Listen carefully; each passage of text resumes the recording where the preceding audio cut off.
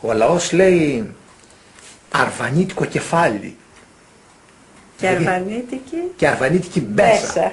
Λοιπόν, Έτσι. πράγματι είναι έτσι. Είναι αγύρι έτσι. στα κεφάλια είστε. Είμαστε αγύρι στα κεφάλια. Είστε. Αλλά έχουμε μπέσα, έχουμε λόγο. Αυτό είναι πολύ μεγάλη Έτσι. κουβέντα.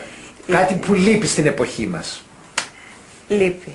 Η μπέσα δηλαδή. Έτσι. Γιατί τα γύρω στα κεφάλια τα έχουμε όλοι. Είτε όλοι. είμαστε αρβανίτες είτε δεν είμαστε. Λοιπόν. Έχουμε μπέσα. Παλιά στη Σαλαμίνα άργησαν πάρα πολύ να γίνουν συμβόλαια και πρικόα.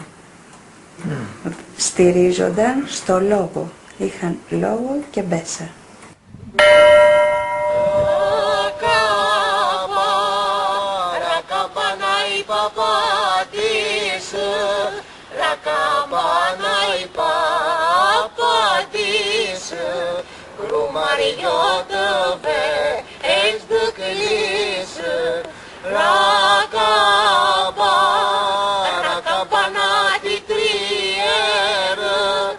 Είμαστε στην εκκλησία της Παπαντής του Κυρίου στα Μπελάκια Σαλαμίνας.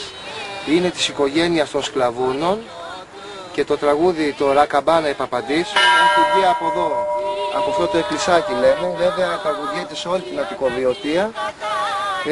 Είναι το Ρακαμπάνα η Παπαντής, γκρου Μαριό το βες δεκλήσιο, χτύπησε η καμπάνα της η Παπαντής, η Μαρία να πάει στην εκκλησία. Ρακαμπάνα ντίτριβερ, γκρου Μαριό το βες τσεμπέρ, χτύπησε η τρίτη καμπάνα, βάλει το μαντίλι σου Μαρία να πάει στην εκκλησία. Ή ανάνι κατά νάνι, τσεστομέ μαγκαλουβάδι. Έλα τώρα κατά τώρα που είναι η μητέρα στο λιβάδι. Και ή αυτό το ποδνιέρο, νάνι τσεκαμπία βέρο. Έλα τώρα να σου δώσω ένα φιλί, τώρα που έχω πιει κρασί.